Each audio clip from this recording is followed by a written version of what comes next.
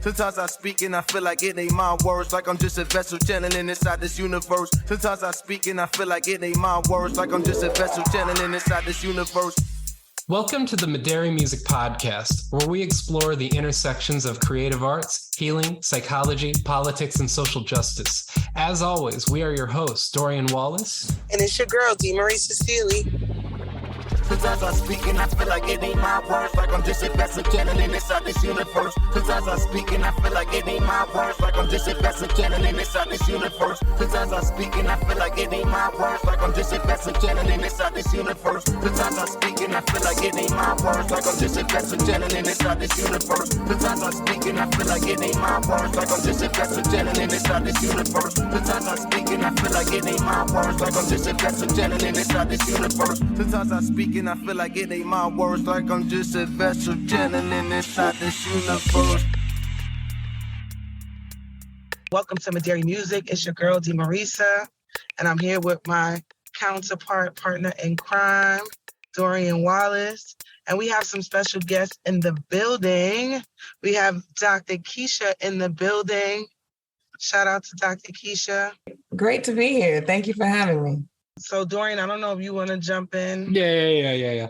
So basically, DeMarie had sent me a message to do an emergency recording session about the horrible circumstances happening with in Memphis with Mr. Nichols, and we had both attended a conference over last weekend for the Trauma Research Foundation, and we met Dr. Keisha, who was, I'll use DeMarie's words, a very vocal woman.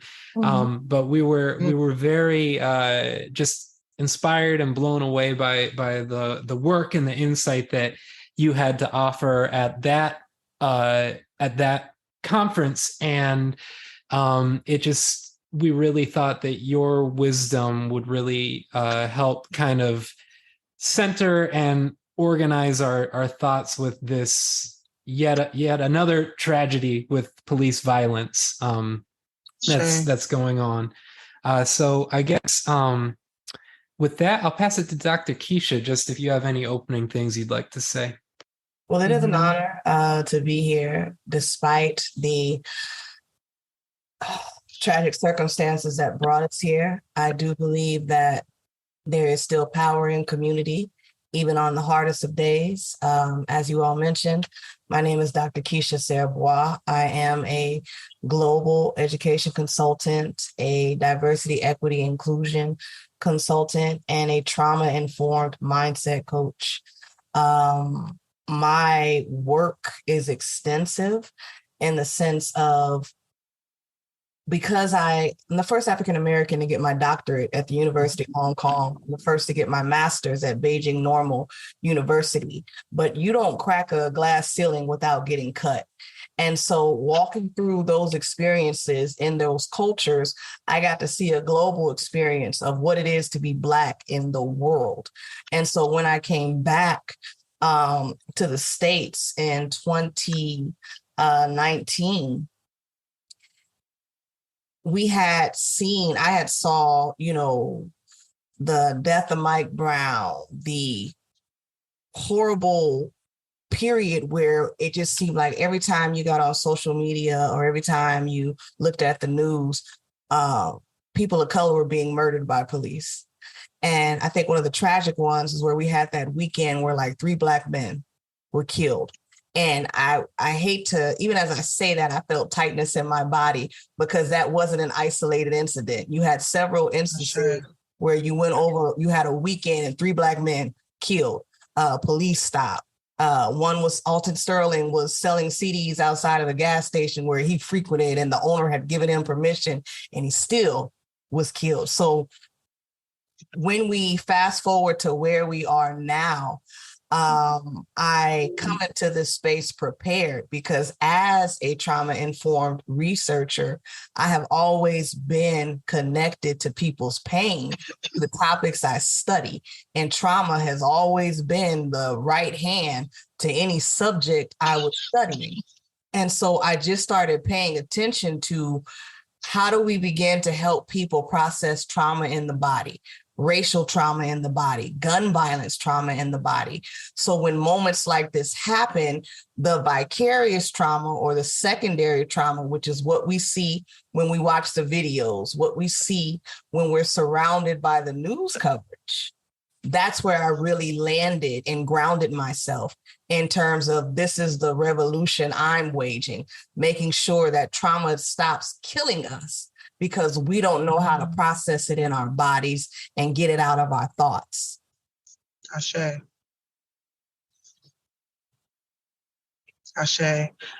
Yes, this resonated with me because when I originally saw the memes about it, and again, we were on a cruise all week, so I wasn't aware of a lot of the things that were going on in the world. Very disconnected from social media. We didn't have any internet, so we were completely unplugged for like 5 days. And so I saw the memes, and I remember at first thinking, I wonder if they put a video up. Everybody's talking about this footage. I wonder if they put a video up. And I started looking for the video. And then I'm like, I want to see the video, right? But then the next day, seeing promotions about it. On Friday, the video is going to be released. And I remember thinking, one, this is very new. Usually when we come across these horrible incidents, it's like something that someone shared and it went viral. And like, that's how you stumbled across it. Not like a broadcast, almost like an album was about to drop. And I remember feeling uncomfortable with that, but still thinking like, and it's sad that like I try to stay away from news and like propaganda and all those things, but we're almost psychologized to want to see the proof. And then I think the first post that kind of shook my way of thinking was from a sister. She's dang, I lost the word I want to use. She is not an advocate. What's the word I want to use? Somebody help me. Throw me a line. No. Okay, I can't think of the name, but her name is Tamika Mallory. And she's like always on the front lines. Thank you, sister. That's what happens when you're trying to drive and record. She's an activist from New York. Her name is Tamika Mallory. I'm very familiar with her work.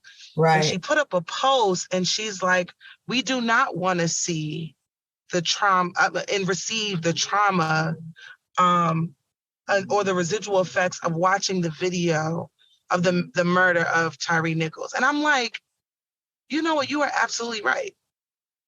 And then I started seeing other people share that. Like, no, we don't want to continue perpetuating this trauma on people, on us, on our community, and also this is not the way to validate this man's story. Like, we know what happened. And we shouldn't have to continue sharing these videos to vindicate people. And also thinking about the traumas of the family. And I want to say more recently, I was in Virginia and my friend's daughter was murdered at Norfolk, Virginia College. And I remember being a part of the family and us sitting down trying to find moments of rest and seeing her daughter's face on the news. And I remember us being in like the sky room of the hotel, trying to have some music, trying to have some normalcy, and having family members call because the press was like targeting people who they thought were connected to my friend on GoFundMe and asking them to send statements to the Post and the Washington Times and all these places. I remember what that felt like. So, we didn't have to watch her daughter's, final moments publicly, but her daughter's, the situation that occurred with her daughter was an international thing. And so we weren't able to escape it. The news reporters were knocking on her mother's door in New York and like following us. We even had the college do this like candlelight vigil that we thought was for the family that felt like a funeral, 2 days after this thing happened. And then they asked us to take a picture, and it was in the newspaper the next day. They didn't give any permission for that. And so I just thought about all of those dynamics and how these families must feel in addition to grieving the loss of their loved one. And so I felt like it is a conversation that we should have more of. And then there was a lot of debate about whether protesting is necessary or important, and like all of those things. And so I just thought that we should create space to have more of those conversations. We should create space to give some just insight and thought and emotion, and just in a different way besides just sharing a video.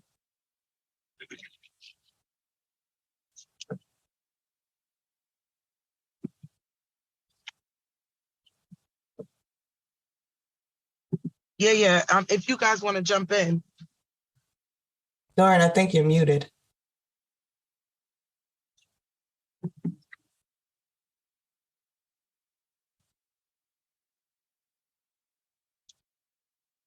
No.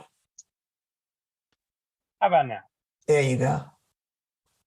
There you go. Yeah, my microphone's acting weird, so it's going to be low quality. That's okay. I'm obviously going to be coming from a different space than the majority of folks in this conversation. But I just wanted to put it out there that, I've been talking to a lot of white conservatives, and it is absolutely obnoxious, the shit that they're saying right now. Because number one, this is the first time I've ever seen people from the white conservative area actually condemn police brutality, and it's because the cops are all Black. That's the only reason. The circumstance is the same, but the moment that it's like, oh well, yeah, it's Black people, so they're not racist, they're not white supremacists, and it's like, you fucking morons, like it's not the black and white situation, and sorry, not black and white in regards to race, but black and white as in like one way or the other. It's that these folks are part of the white supremacist system and the fascist police order, and in fact, like, I think that the brutality, this is just, I don't know the men individually or anything like that, but my suspicion is that the reason that they went to the brutality that they went to was to appease the white supremacist system. But it's disgusting on so many ways, because just to summarize it, this is the first time I've ever seen conservatives condemn any kind of police brutality, and it happens to be that the officers were all Black men. And then it's also being put out that they can't be white supremacists or in allyship with white supremacy because they're Black men. So it is white supremacy on top of white supremacy on top of white supremacy on top of white supremacy. It's just disgusting. I'm glad you said that, because it brings up a great opportunity to talk about why it's so important to understand how to process trauma in the body in these type of moments. Because when the incident first comes to the public, it's already been carefully narrated and spun to try and minimize, right? And so when this murder was first reported, it was through the police report. And their report, washed it down as much as it could, in the sense that, there was an altercation. Nichols ran, he was apprehended. There was a second altercation. Nichols complained of shortness of breath. I'm summarizing, but I'm not too far away from the actual, from the actual language that they used. It was that sanitized. And then, of course, we see the video, and we see these other things that, added additional context. Well, today, the Washington Post, and when I say today, I mean January 30th, the Washington Post released a story that lets us know that Officer Preston Hemphill is a white man. Ashe, come on, Dr. Keisha, I was waiting for it. Come on. So when we talk about why it's so important to understand how to process trauma in the body, for those of us who have watched this story unfold and watched all the swift condemnation that occurred, we find out today that there was a white officer. They always knew he was white. There was a concerted effort to protect his identity and withhold his name. Ashe. And attorney Ben Crump got on Twitter and was like, and let me, because I love this man and I honor his words. So I'm going to keep him exactly as he said it.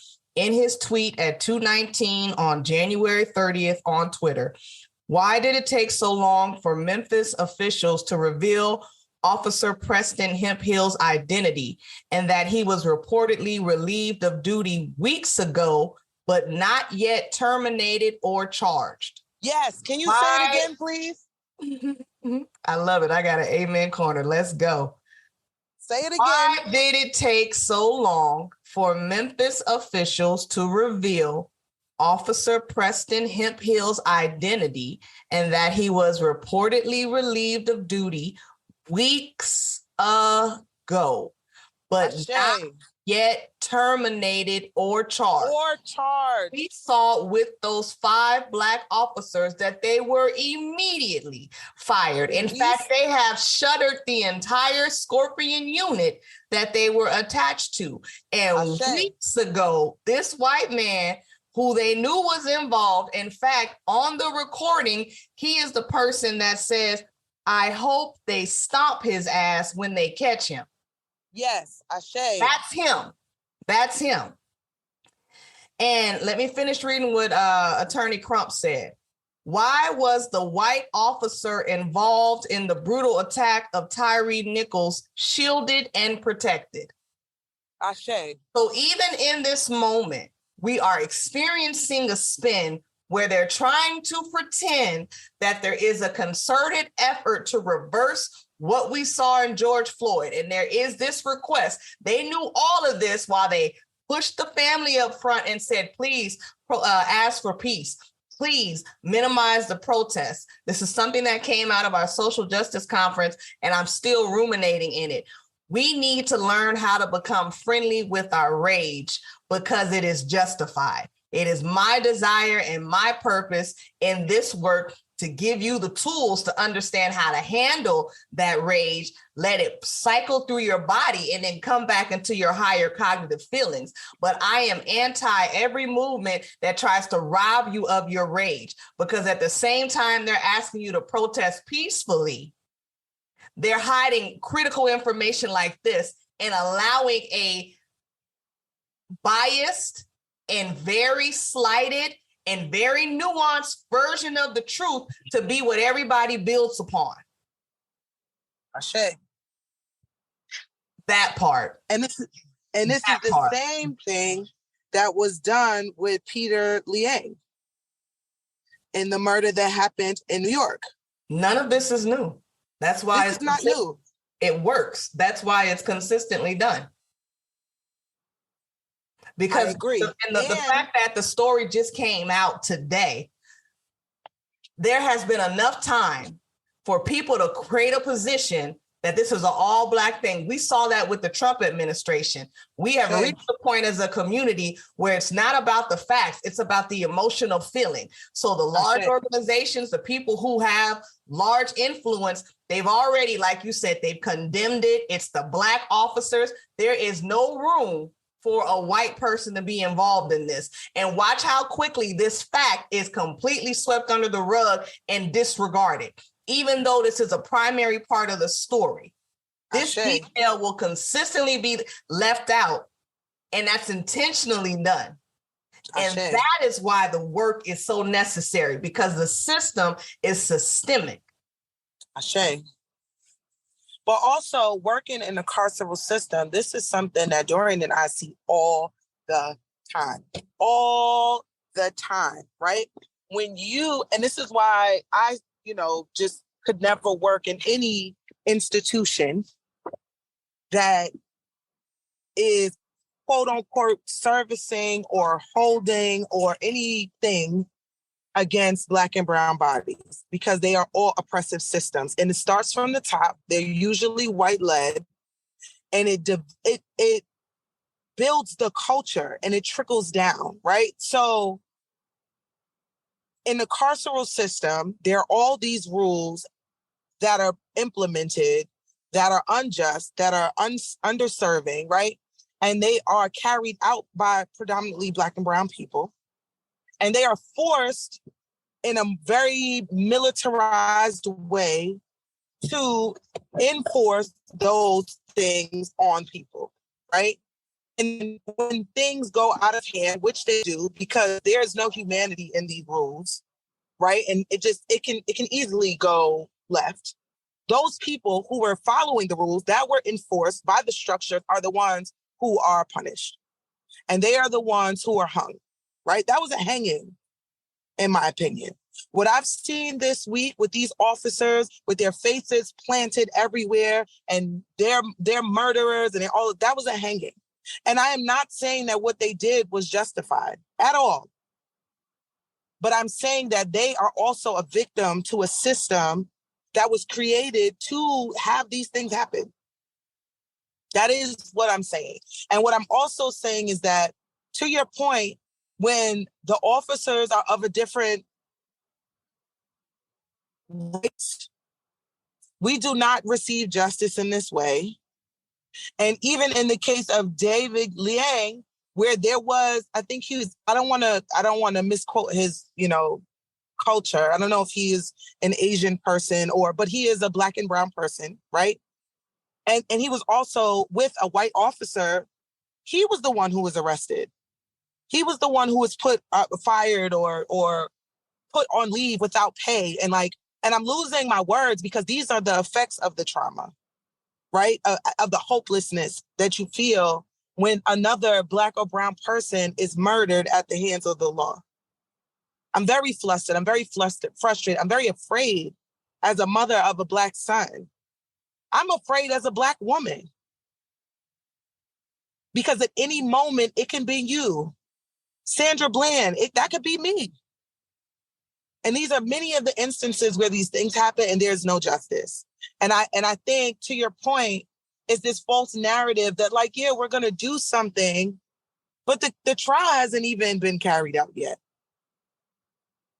How do we know who gave the order? How do we know how? And sadly enough, that's another thing that Dorian and I learned. We met a woman, and for confidentiality, I'm not going to give any personal information, but we met a woman in the carceral system who was charged for allegedly throwing her children out of the window.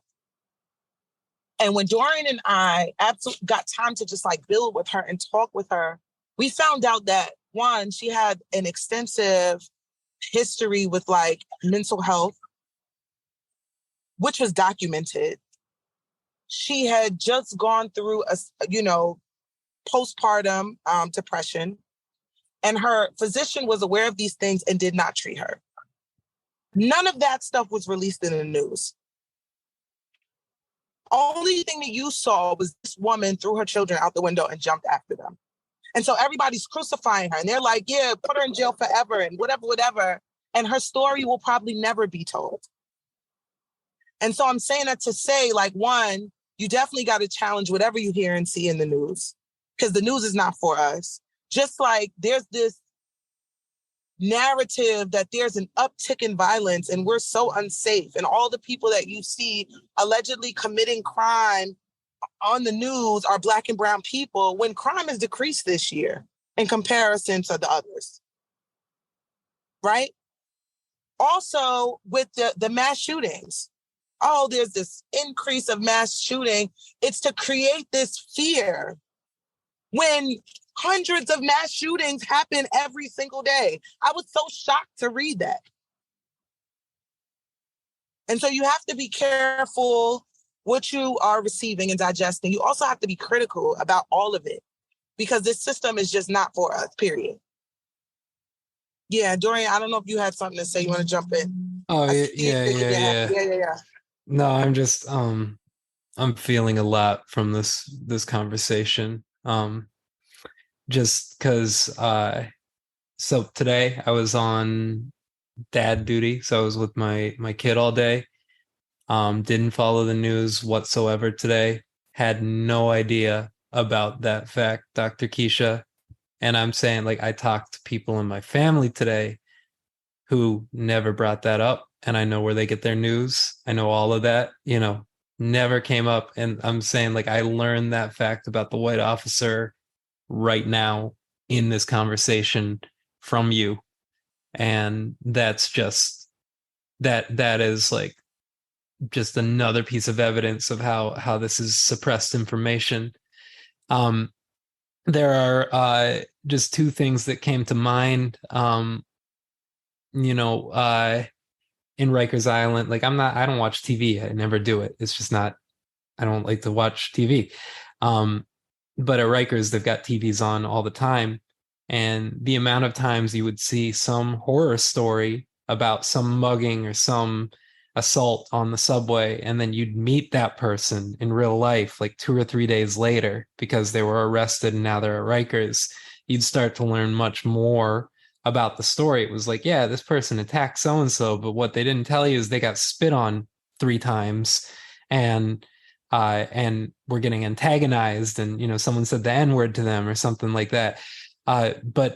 But the thing that makes it so much more insidious is like I'd be sitting there with the folks, the guys like inside, and they're watching it being like, man, that crazy piece of shit, like why would you ever do that? And it was like, what do you think the news said about your story? Yep. Like, and I mean, it was just like the indoctrination is so easy to fall into.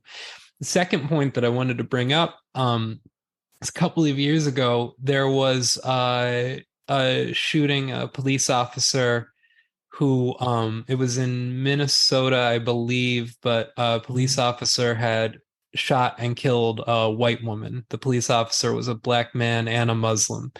And this was just one of those moments of like really processing, because I don't remember his name, but if all the news coverage of him showed him in his prison gear and like in his jumpsuit and everything, they emphasized his Muslim name, they emphasized all of this, and it's like what he did, it was police brutality. Like it's like there's no denying it was yet another example of abuse of power. This woman was an innocent woman. She got murdered by a cop. That's all objectively true.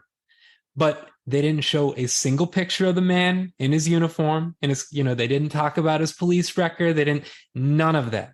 It was, look at this. I apologize for the language, but it was like, look at this savage black Muslim man who just had to kill a white woman just because it's in his DNA to do that. And it was, I don't really want to talk any further about it, but it was, I'm really sorry what you guys are going through right now. Yeah.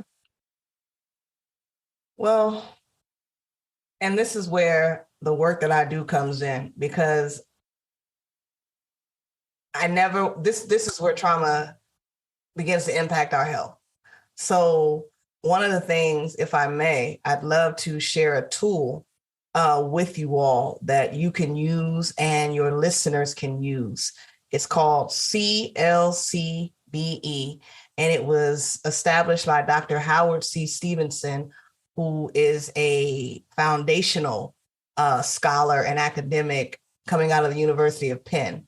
And he has over 30 years, in the research of looking at how trauma impacts the body. And his research started in him wondering, how do parents talk to their children about race, parents of color? Like, how do they have these conversations? And what does that do to their body, their health, their understanding of, having to talk to their children about police brutality and racism. And so out of everything he learned, he summarized it into this one tool that he felt was, if I could do nothing else, teaching everyone CLCBE could be the most impactful thing I do in my career. And he has TED Talks on it and all of that. And CLCBE stands for calculate, locate, communicate, breathe, exhale. So, Dee, let's start with you, because you mentioned a lot of very strong feelings when you spoke. Fear, your perspective as a mother, your perspective as someone who was loved by others and what that means. And so the first thing I'm going to ask you to do is just, to the extent that you can, let's name some of the feelings that you're feeling really strongly in your body.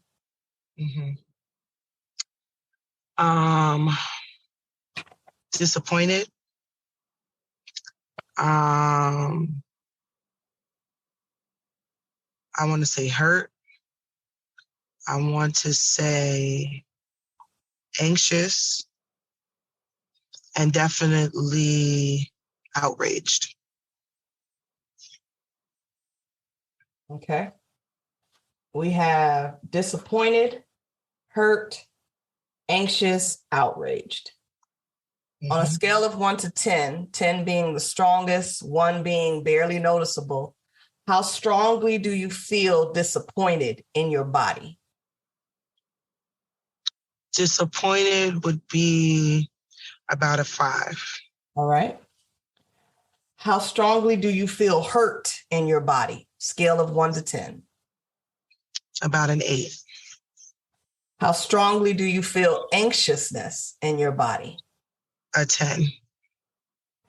How strongly do you feel outrage in your body?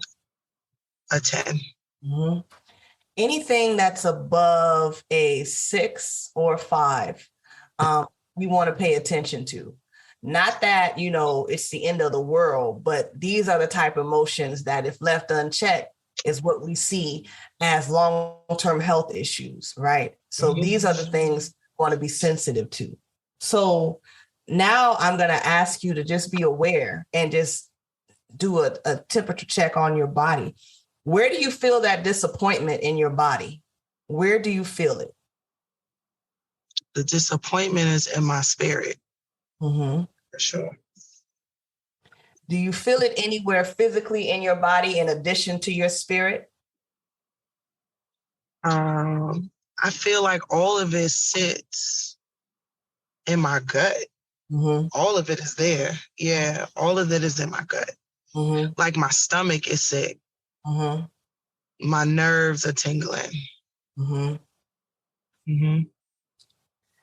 Same question with hurt. Where do you feel that in your body? And it can be in more than one place. Same places? Yep.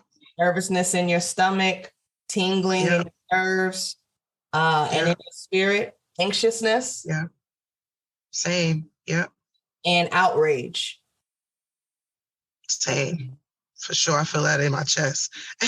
For sure. That I was waiting on you to say that, because when you talk about these type of feelings, they're usually held in the center of the body. Chest are common. There are other areas, but you didn't mention that, so I'm not going to bias what you said. No, in my chest for sure.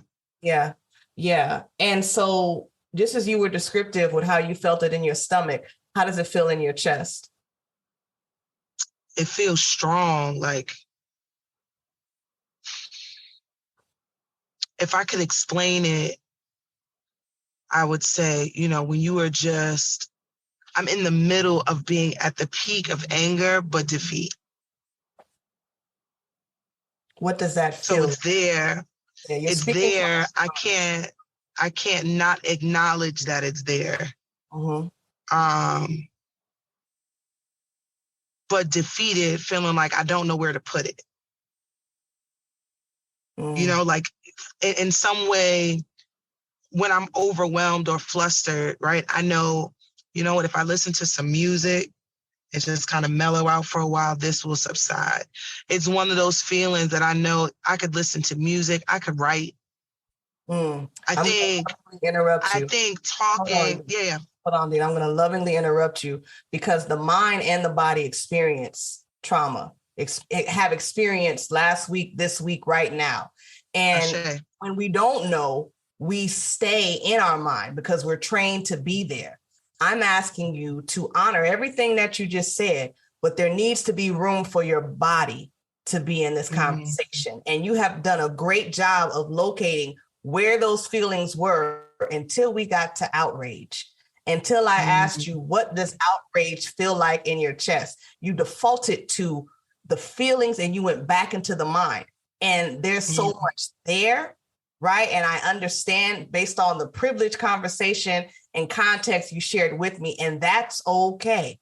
We don't have to go further on this forum, but I just want you to be sensitive to understanding that there is an opportunity to strengthen that connection with your body and your mind when it comes to rage. Because just in the time we've been together, I can tell that you have had to disconnect your body from the rage because you've been in spaces where you couldn't safely deal with it. So the way we rationalize, the way we protect ourselves when we're in trauma, we create a new reality. We create a new practice to protect ourselves. That's what the body and the mind are meant to do, right? So like if we just put a little box around that and just say, okay, notice when it comes to rage, I don't feel it as strongly, that one emotion as I do the others. And there's some deeper work there. If you wanted to work with me, we'd go into that. Now, coming back to CLCBE, I've had you calculate, identify where the feelings were. You gave them a number, that's calculate. I asked you to locate where they were by telling me where they were in your body. And the next thing you would do is communicate. We would start to address what is the conversation that's going on in your mind. I would bring you back into your mind because what the mind is feeling is echoed in the body. I would bring you back into your mind and say, what is the conversation that's happening in your mind around anxiousness? You don't have to answer this. I would ask you, like, what is the conversation that's going on around disappointment, around hurt, around outrage? And then you would start to think about what is the conversation that I'm having? And you would start to just slowly, and the whole time you're going through this, you should be breathing in and out, just really allowing your body and your mind to take in this moment. And you should feel like I have all the time in the world to assess this. I'm not rushed. I don't have to, think about the next witty thing to say. I don't have to have the catchy comeback. I am taking the time to really see where my thoughts are around this subject. And you just allow these thoughts to come forward, identify themselves, acknowledge that you've seen them, and then ask them to step aside and see who else is behind them. And when you really take in that journey and you realize who's there, what's the conversation I'm having, you'll be amazed to see what deeper thoughts start coming up. When those louder, dominant thoughts get out of the way, you find out there's a whole other higher level of thinking, because oftentimes our nervous systems, our limbic system, our amygdala are speaking and really dominating the conversation that's happening in our thoughts. But when we get still, and you see this work all the time in what it is you do, when people really sit in it, they come into that deeper understanding. And that's why CLCBE is so important, because it's there to teach you how to do it in the moment. So as this story unfolds, as these details come forward, Dorian, as you got just basically hit upside the head with this latest fact, in the context of what you understand about what it is that we're really discussing when it comes to white privilege, this is where CLCBE is so important. So you have that conversation with yourself, and then wherever you land in terms of the deeper thought, and sometimes it doesn't end nicely. Sometimes it's just as fucked up as it was when it started. And that's okay. And then you end this by breathing and exhaling. You want to breathe in for at least 4 seconds through the nose. You want to exhale for 6 seconds through the mouth. And you take as many of those breaths in as you need to. And I love to have my clients breathe in gratitude, exhale everything that doesn't serve you in this moment. Ashe. And then that's how you come back into the present moment. But that's how you stop, you process, you release these things, and then you come back into it. You don't allow them to build up because that's what kills us. Ashe. Yeah. I wanted to double back on something that you said, which was so important to me, especially. The inability to identify rage and how I'm experiencing it in my body as it relates to like trauma is so real to where I am on my journey.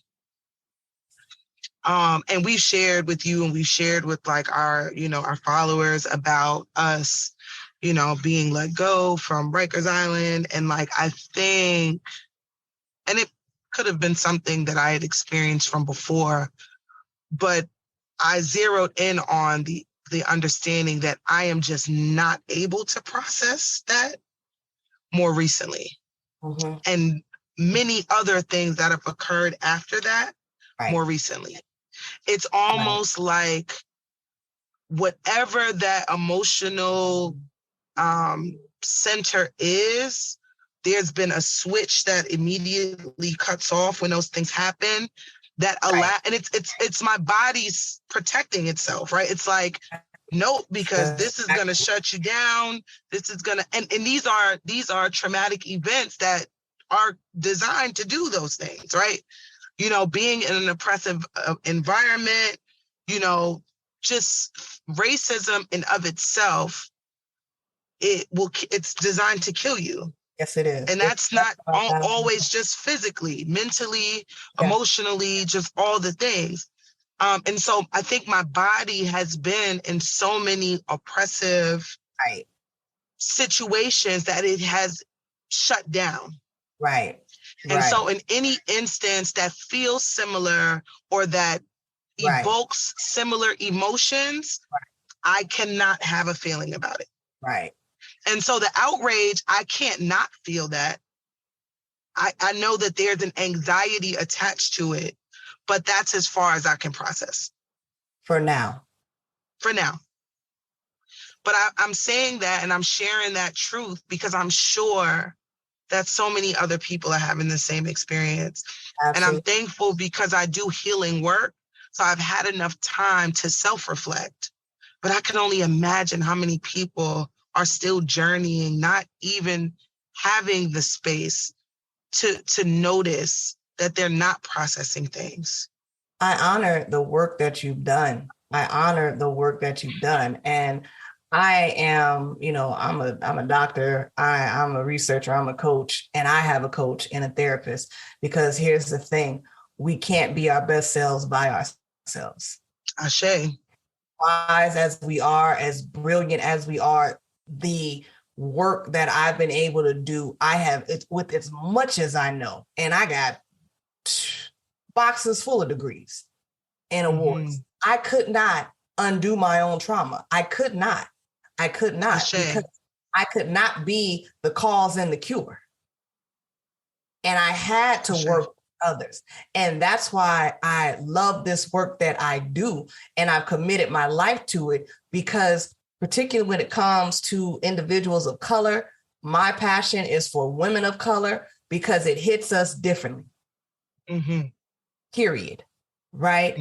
And so understanding that, yes, this is there, but then understanding, okay, with the people that I work with or the people that, I've hired or the people that I trust, do they have the training? Do I have the right, tools?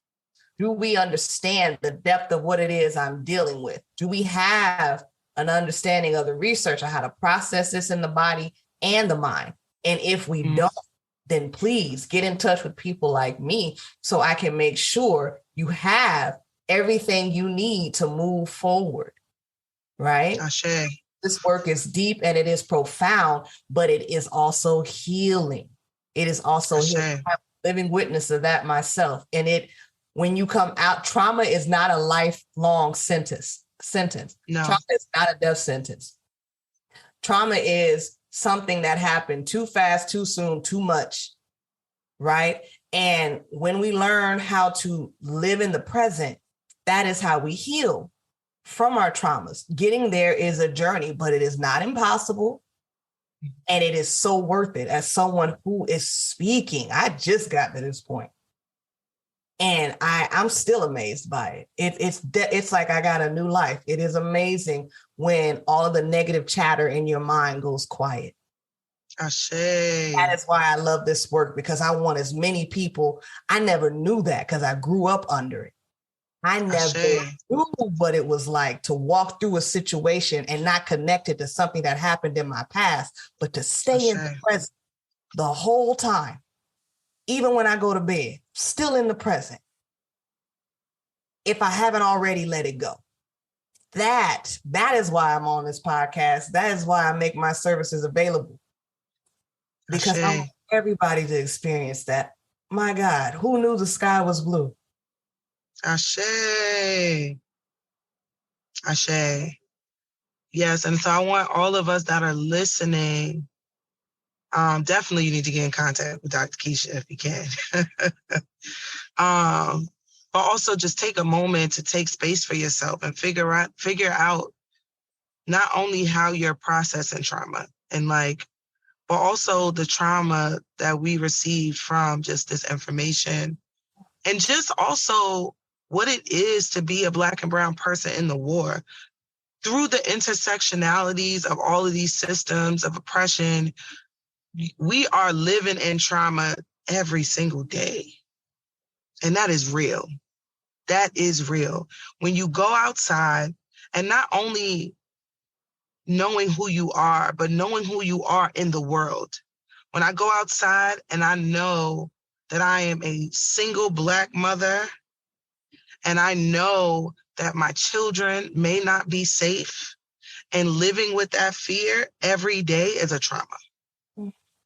When I go into the workforce and I'm working in predominantly white spaces and knowing that people are already automatically looking down on me because I am Black, I am living in trauma. And I'm just being real. And that may not be everybody's story, but there is a slice in that intersectionality that is your story, that is trauma. And we don't identify it as such because we have adjusted. We have learned how to exist and how to survive. But living in survival mode every day is not living. Mm-hmm. To Dr. Keisha's point, we want to live in the present. Who knew the sky was blue? Mm-hmm. And I'm going to add one thing to your point. Yes, please do. We are not only living in trauma, we are living in compounded trauma, because every scenario mentioned is a scenario that has been handed down. Generational trauma, Ashe. 14 generations deep. There has never been a time since 1619 when we put foot on this soil where that has not been the case. We have had people looking down on us for living. We have had people looking down for us for having the audacity to work or to do what, like under slavery, under freedom. These remnants, these scenarios have been consistent. So we are talking about compounded trauma. Ashe, Ashe. And also understanding, and just like my spiritual journey, learning about genetic memory. Yep, that's what we're talking about. Right? Genetic memory is real. And so wondering why 10, 20 years ago, put us in a room with a computer, we probably wouldn't know what to do with it. But put us in a room with some plants and we'd figure out how to make some food and some herbs and some something, right? That is genetic memory. It's the knowing. It's that flows through the waters and the generations and our culture and all of that. And we have to know that the harms that our ancestors went through are passed on too. And the emotions and the sentiments that lived in those frequencies are passed down too, and are ingrained in a lot of the things that we do and in a lot of the ways that we rear our children and all of those things. And so we got to speak to some of that. We got to find spaces, and we're hopeful that with Maderi Music, we're creating spaces. And, you know, Dr. Keisha's amazing that's revolutionary work. You gotta believe. Are holding spaces for you guys to be able to process those things. Because we are at war. And if nobody ever told you, you don't have to go to Afghanistan to be at war. You are at war every day that you wake up in your reality as a Black and brown person in America. And that needs to be validated and just acknowledged. And we need more space to process that. Ashe. Ashe.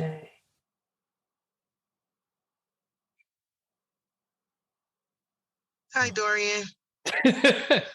No, I'm just taking in both of y'all's energy. Yeah, so you know, one one cool thing about our podcast is we have Black listeners and white listeners. And so, you know, all you white listeners out there, don't be an ally. Be better, because this shit is disgusting. Yeah. It's yeah, we don't want to be the rah-rah support people. We need to be actively fighting. It's just nonstop. It's relentless. You know, I'm gonna say this, and DeMaurice and I always talk about how we hate talking about race, even though we have to talk about it every conversation we've ever had since we've met. You know, it's like I'd rather, of course, just like live in a space where we didn't have to think about it, but that is not the real world. That's not the material world we live in. And yeah, it's just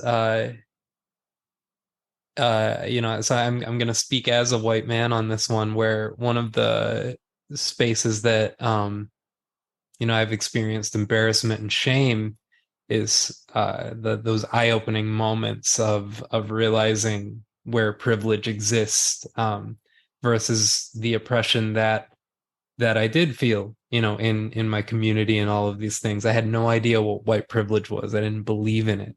And it's embarrassing to just every moment you just wake up more and more and more. And you know, the situation with DeMaurice at Rikers Island was just it was horrifying, because it was stuff that I knew was real.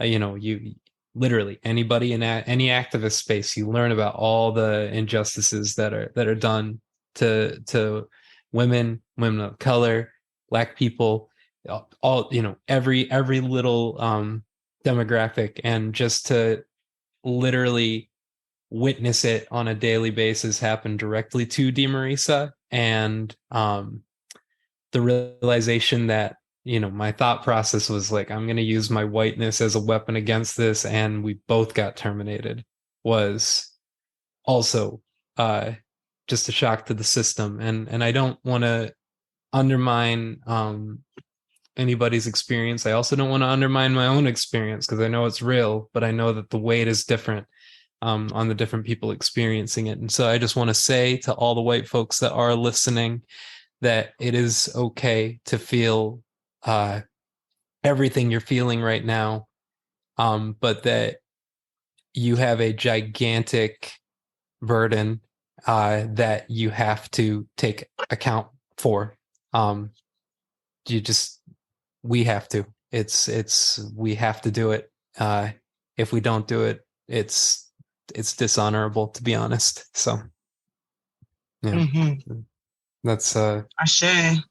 not sure where to go with that, but Yeah. No, I appreciate you saying that. I think that takes a lot of courage. And courage is important in this fight. And I think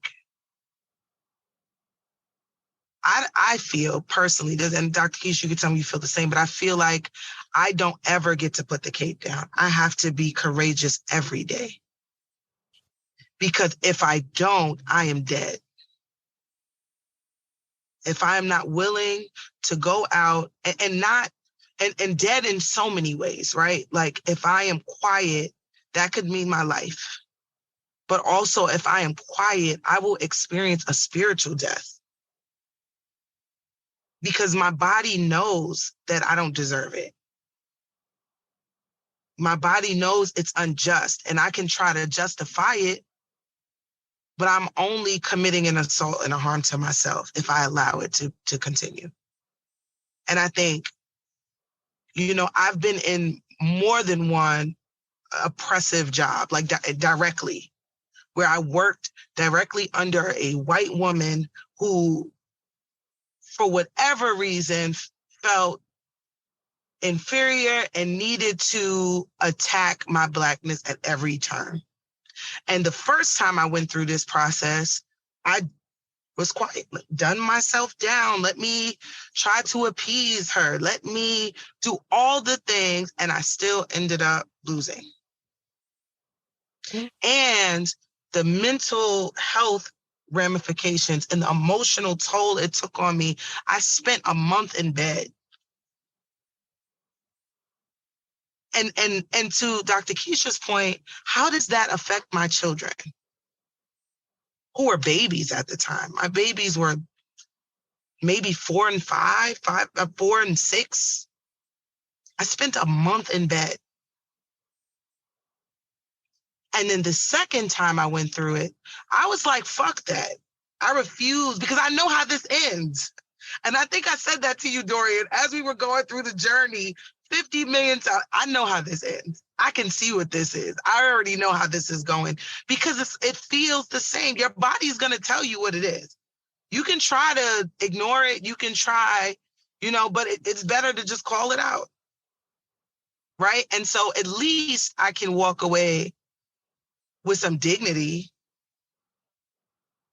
and at least I have the language now, because I didn't have the language before. I say this often, and this is for, just people who grew up with, just like me, but also for our white listeners too. Race was not a conversation in my house. I knew I was Black. I knew that white people existed. I knew that all other Hispanic people existed, Asian, people of Hispanic descent, Asian folks. I knew that they were all people from the Caribbean. I knew all these people existed. But in my dinner table, my aunt who raised me, my mother who was a Black Panther, my father who was a Black Panther who grew up in South Carolina, my father who drank from a segregated water fountain. My family never came home and said, do not like white people. I was not taught that. I was not taught when you go to work and there are white people there, they're going to like you simply because you are Black. They're not going to like you because you're Black. They're going to judge you. They are going to categorize you. They are going to terrorize you. I was not taught any of that. I was taught, go to school, work hard, get a job, make a life for yourself and your family. And so the first time I went out into the world, I was at work and a white Jewish man called me a nigger on 79th Street because we were walking in the same direction. I cried in the middle of the street because I didn't even understand what happened to me. And then the second time when I went to work in a predominantly white school I was hired as a para.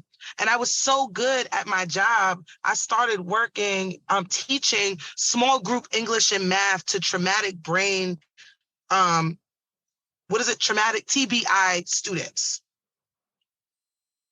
And because I was so good at doing this, because I was able to teach a young man who was on a kindergarten level how to read, he was leaving on a 4th grade level, they were offended by me.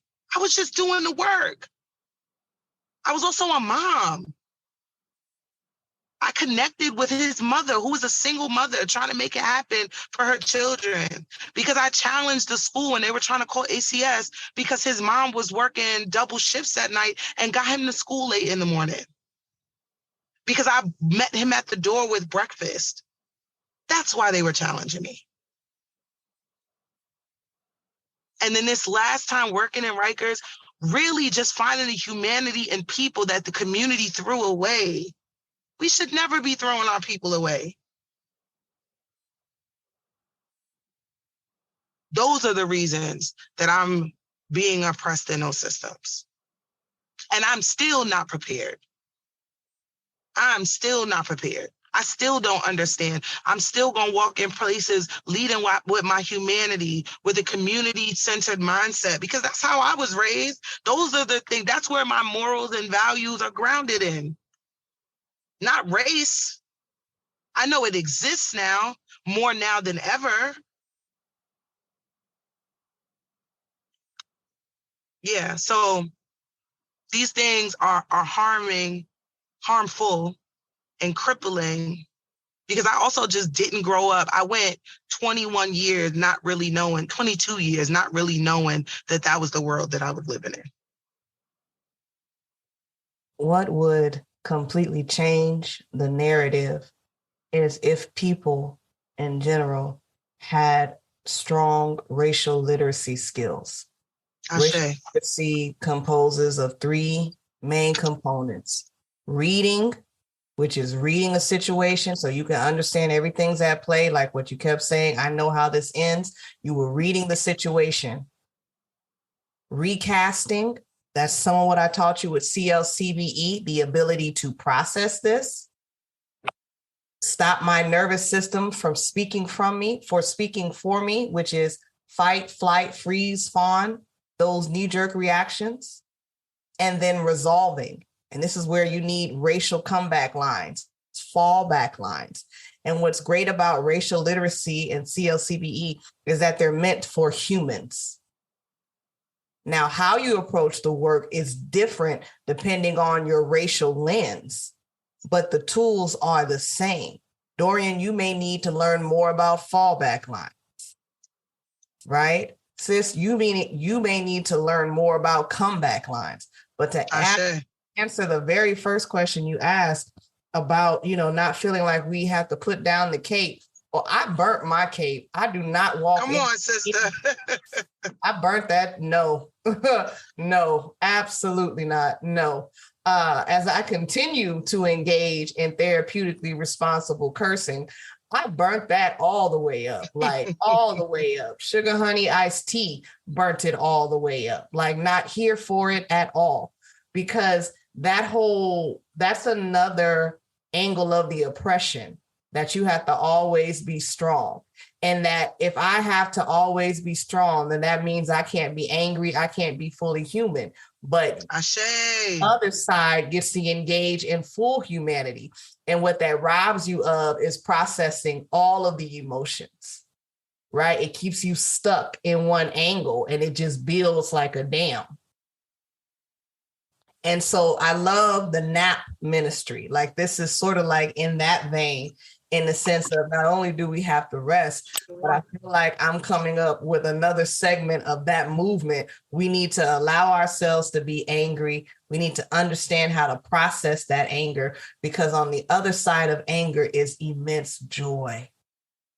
It's a dangerous opportunity when you're faced with anger, but if you know how to walk through that, you can have stronger relationships. You can have clarity in certain relationships where it doesn't come together, but we're clear on that. Anger is a gift. It is a real emotion. It is not a bad thing. We stigmatize it. But if you have strong racial literacy and you know how to feel all of your emotions, from grief to anger to joy to happiness, and you have the relational intelligence and the emotional intelligence to live as a human being, you realize the cape is not a cape. The cape is a chain.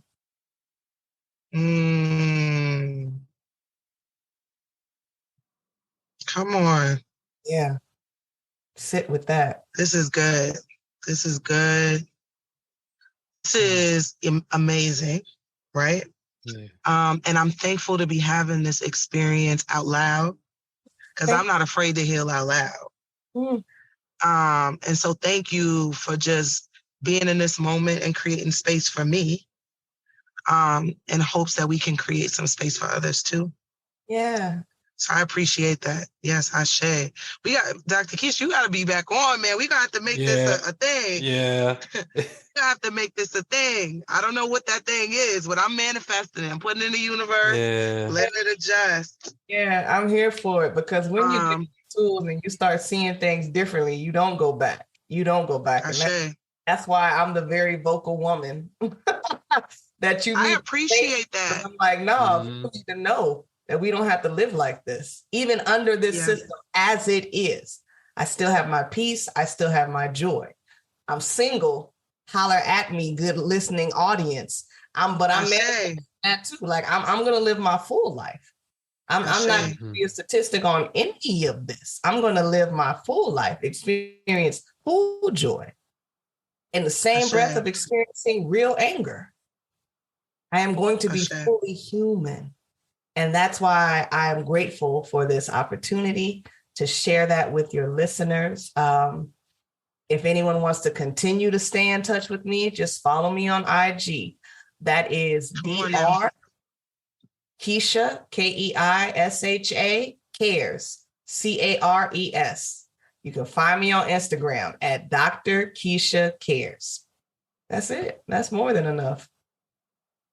So I know we're coming up to just we want to be respectful of everyone's time. But you said a line, Dr. Keisha, that was directly from Rage Against the Machine line that I actually use as a reference point all the time. The song is called Freedom.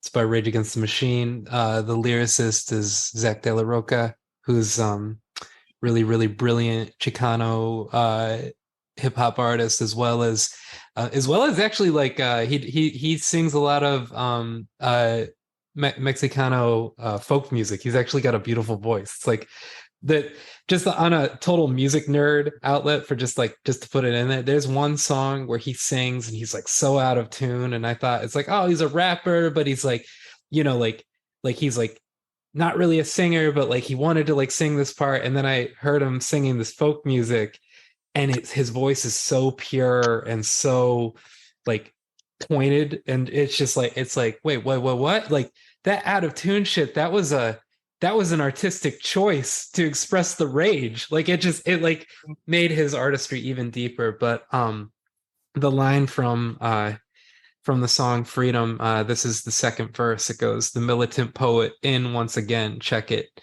It's set up like a deck of..." Oh, and sorry, just I'm going to read it again in a second. But this is actually about the American Indian movement, which was the radical indigenous American organization that is still around, but they were really prominent in the 60s and 70s. And just like the Panthers and the Young Lords, the US government could not let them stand. So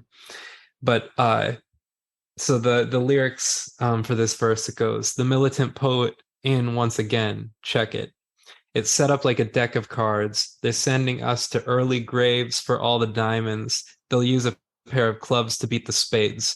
With poetry, I paint the pictures that hit, more like the murals that fit. Don't turn away and get in front of it. Brother, did you forget your name? Did you lose it on the wall playing tic-tac-toe? Check the diagonal. 3 brothers gone. Come on. Doesn't it make it 3 in a row? Anger is a gift." So Ashe. Yep. Honor. What an honor to have my words connected to something that profound.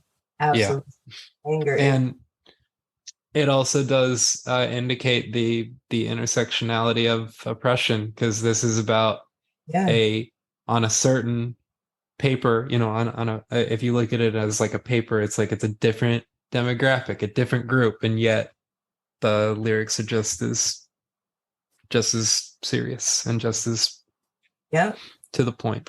Absolutely. Absolutely. So I got one last question. Sorry, just I didn't mean to cut you off, D. I'll pass it to you once we're done with this. Yeah. You know, we do a lot of since this was a heavy topic. You sang at the Trauma Research Foundation, and I'm not going to put you on the spot now unless you feel moved to, but I do always want to ask the question, what kind of music do you listen to? And before you say you like all kinds of music, because that is a real answer. That wasn't the answer. Oh, great. Great.